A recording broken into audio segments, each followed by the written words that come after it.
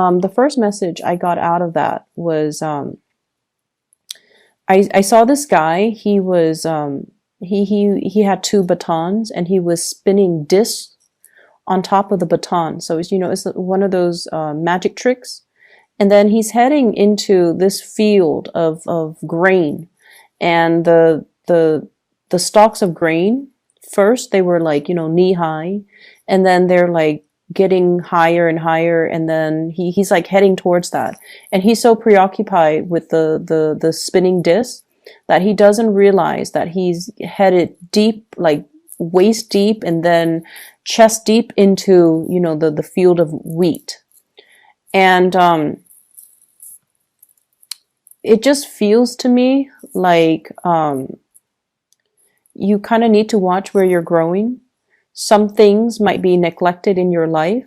Like, honestly, it could be like physical things. Like, the garden is overgrown. I need to, get the tools to try to keep them at bay, to cut them down, or, to like maintain your own personal household.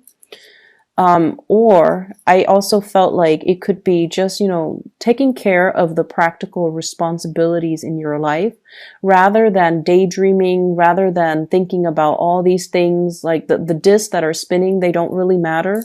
It matters where you're going and where you're headed and which direction you're headed, and whether or not that is the right move for you. Okay. So those are the messages coming through from the last reading. And in terms of this reading, when I was shuffling the cards, the image that I saw was, I saw a bridge, and there's one person standing on one side and another person standing on the other side. The man is standing on the right side, my right, and he's extending his hand out to the woman on the other side. And the woman on the other side, she sees it, and then she's looking over the bridge at the water. She's looking at the koi fish that are around.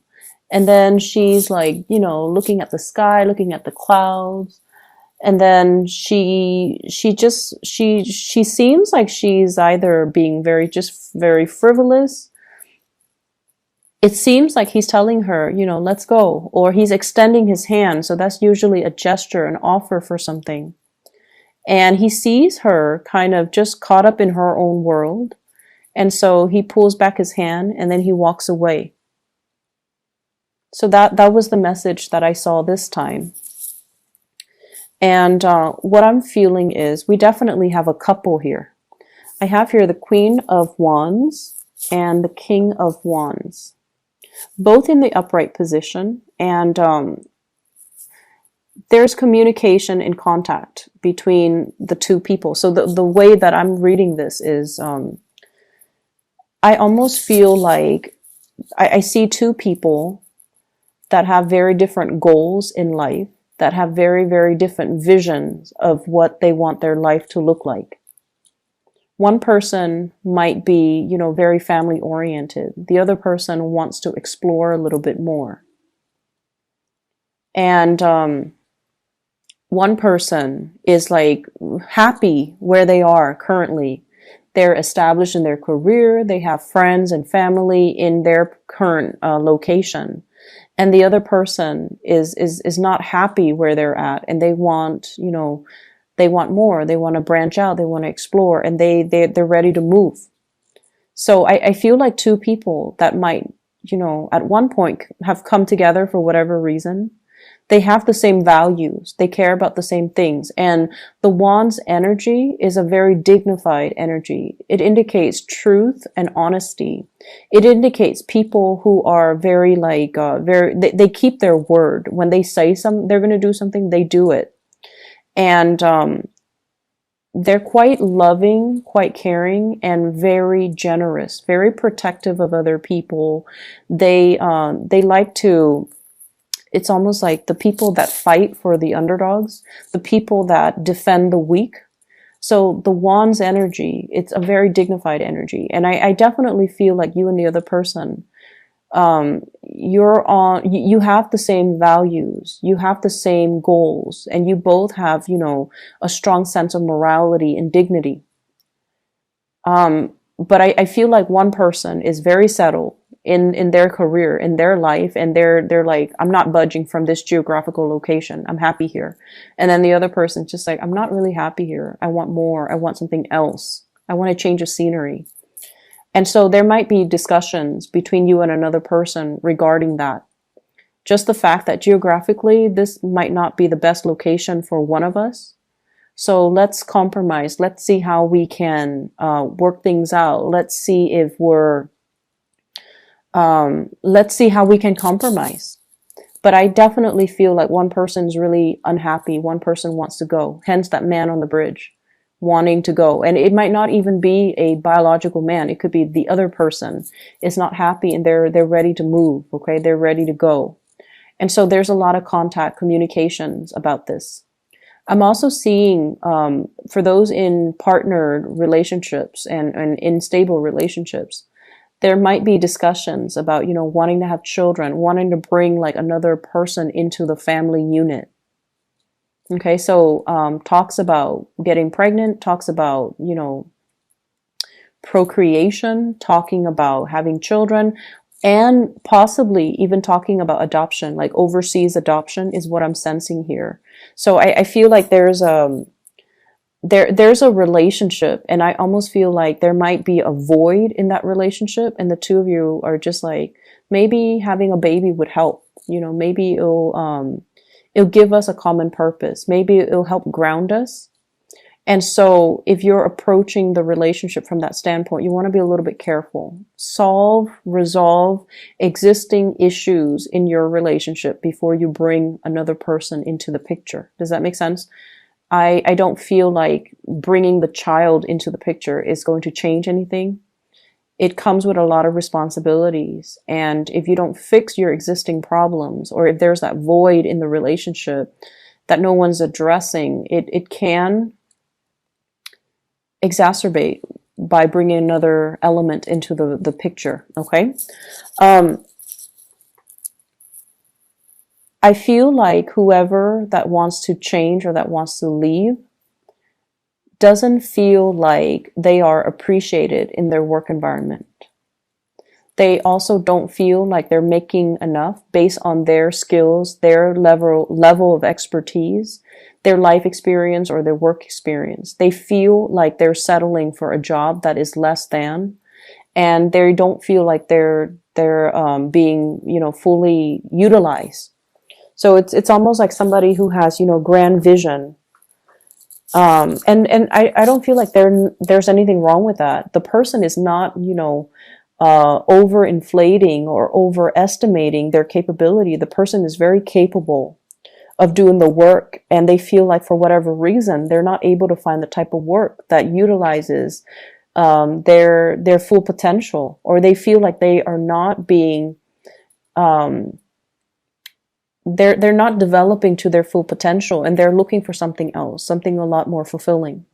And I also feel like the relationship itself can feel like that, where the relationship might not bring that 100% total completion, total love, and total, happiness. And so the other person is just like, I don't know how long I can stay in this any more. Like, I don't know how long I can stay in this because I'm not 100% happy. Okay, could you be you or the other person?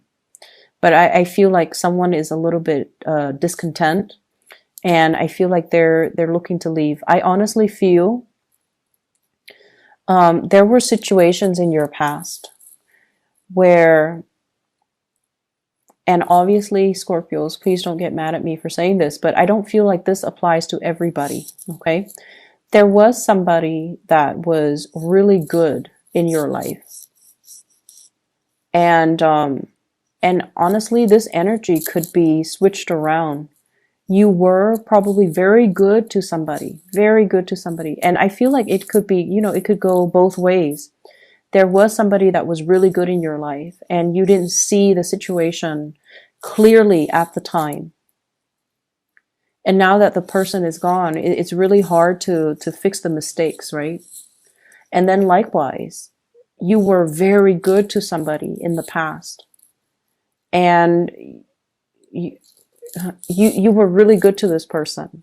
They didn't see the situation and they didn't appreciate you when they had the chance. And I feel like, there's definitely the sense of karma coming back full circle, because you might see them now in a very, very bad state. That's what it feels like. And I feel like it takes a lot for you to cut somebody out of your life. Okay. Because you, as a fixed sign, you always care about the people that you invest your time in. If you've invested 5 years in a relationship, you still care about the person. You might not love them anymore, might not, want to contact them every day, but you still occasionally wonder, like, I wonder what they're up to. I wonder how they're doing. And I feel like there was somebody you were really, really good towards, and they didn't appreciate you properly. And now as a result of it, I feel like you're catching people in, it's like the karma returning back to the people. And it's not pretty. And you're looking at the situation and you wish you could help. You wish you could do something to alleviate the pain and the suffering, because you were really good to that person. And you also understand, that is their karmic justice, because they didn't appreciate you when you were around. And then on the flip side, there was somebody that was really good to you and you didn't appreciate them. And I don't feel like they're catching you dealing with your karma. I just feel like there's no response. There's no communication. There's just total blockage. And it's like, knocking at a brick wall. Like, is there anybody on the other side? And you get no response. So you don't even know, like, where are they? What are they up to? What are they doing? Do they think about me? Are they okay? Are they still alive? And it's that lack of answers, lack of certainty that keeps you constantly knocking at that brick wall. That's what it feels like to me. And I feel like there's an element of many of you wanting to fix your financial situation. And there are things here in this spread that indicates to me equating your self-worth with the amount of money that you make. Okay, that sense of materialism. And if you have recently, broken up with somebody, and it doesn't even matter who broke up with whom, but I feel like you're very, very much focused on your career, or you should be, at least. I feel like you're very focused on that. And you're also very focused on the fact that maybe if I made more money, maybe they'll come back. Maybe if I were wealthier, maybe if I had a nicer car, maybe if I had a nicer home, and maybe if I could give them, everything they wanted. And the bottom line is, when I saw that image at the beginning, he's extending his hand out to this other woman, and she's looking at the koi fish, she's looking at the clouds. And I feel like you were dealing with someone who was very self-absorbed. Very self-absorbed. They see you, they see the effort that you put into a situation, but they didn't appreciate it. Okay? So I don't know if this is still going on, but they're very, very, very self-absorbed. Okay? It's almost like, what could the Scorpio people do for me? Or what could other people do for me? And they're not considerate of other people. So you're dealing with someone who is very narcissistic. They do a lot of attention seeking. And I feel like this might be the week where you start to see the behavior, where you start to see that they're just, really caught up in themselves. And things like that, in the material things too. The koi fish usually represents prosperity, okay? Like financial prosperity. So somebody is very much caught up in that material world and possibly, I just keep seeing the woman on the other side of the bridge, just looking at her reflection, fixing her hair and things like that. So I feel like you're dealing with someone who's quite narcissistic, and you want to be a little bit careful. If you guys have a really keen sense of intuition, and you have, you're a very, very good judge of character. So you need to really trust your intuition, especially for those who are newly dating. And if you find somebody who is like that, stay away, okay? Doesn't matter even how beautiful, how attractive they are. I don't feel like it's worth the trouble at the end of the day. So I feel like you have come to the realization that this person is like this. And so if you're choosing to turn your back and walk away, that's fine too. It will be a little bit difficult at the beginning, but you will sail away from it. Okay. So just, be done with that energy. With this spread, I do feel a third party type of interference here. What I have is the Three of Cups in the reverse, 3 parties. And I have the Seven of Swords in the reverse, doing something that you're not supposed to. Like sneaky behavior. And I do have a couple here. And what this denotes to me is there could be definitely third party interfering in the relationship, talking or dating, or, you know, somebody acting like they're in a relationship, but they're acting like they're single, and they're going around dating other people, talking to other people, flirting with other people. So there's that element that you want to be a little bit careful about. There's also, I'm seeing a lot of like outside influence, wanting to, it's almost like this sense of boredom with what we have currently. So we want to see what else is around the corner. But rather than being single, we want to test the water first before we finally sever ties. And so you want to be a little bit careful about this. I also feel like some people, some couples, if you have had like issues with infidelity and you're going to see like a couples counselor or a marriage counselor, there is going to be some big breakthrough. And I feel like the breakthrough is coming in a way where one person has arrived at the, has concluded that, you know what, I think we are done with this relationship. Whereas the other person wants to fix the relationship. So the truth that is coming through, it might not be exactly the way that you're hoping for, because a lot of people go to couples counseling or marriage counseling, and they're like, let the therapist fix it for us. Let the person fix it. But the therapist might recommend, maybe you guys should separate. Maybe the relationship is done and over with, and you guys need to see other people. And then, do that for about 6 months and see how you feel. And some of you might have some breakthrough in the therapy sessions, and you're deciding that, or at least one person decides, let's call it quits. So I feel like there's something very final coming into the picture. And I feel like it has been like this for the past 3 years. It might have been like this for the past 3 months. And there isn't anything to fix. It's almost like the end of a karmic cycle. I do see one person in a relationship succumbing to temptation, and the other person might still want to work at the relationship.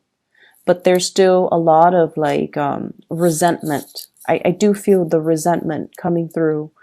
Where, a lot of the times when somebody cheats on us, it's not just the thought of them with another person that aggravates us, right? It's not just the thought.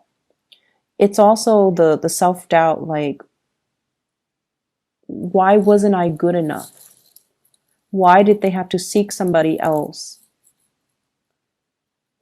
It brings up a lot of self-doubt. It destroys your sense of self-confidence.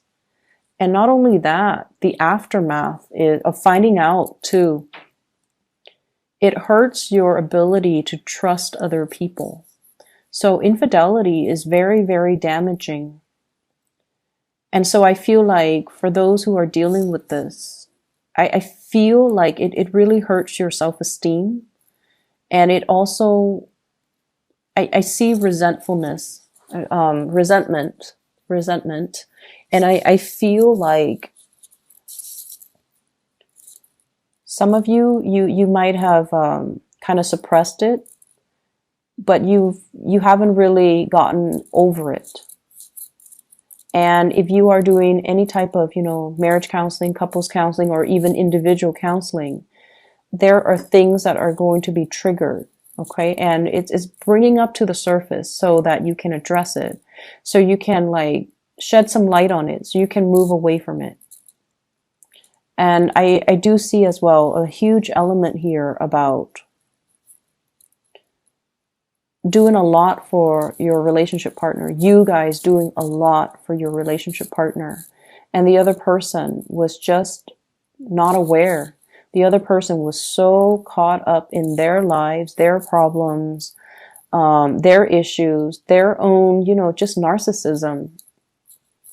And the way that it came out is this card, okay, the star in the reverse.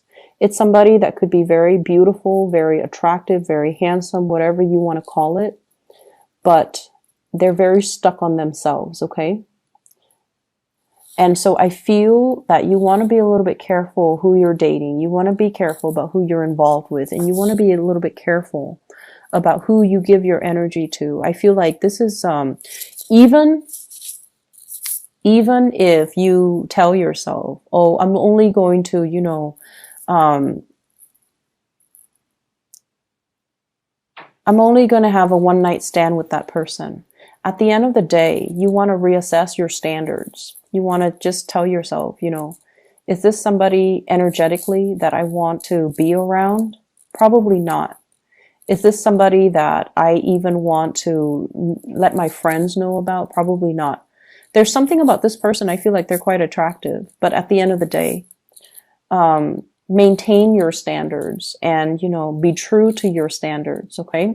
You want people who are beautiful all the way around, inside and out. You don't want to settle for anybody who is especially narcissistic. And so even if it's just a one night stand, I don't feel that it's good for you to give your energy to this person.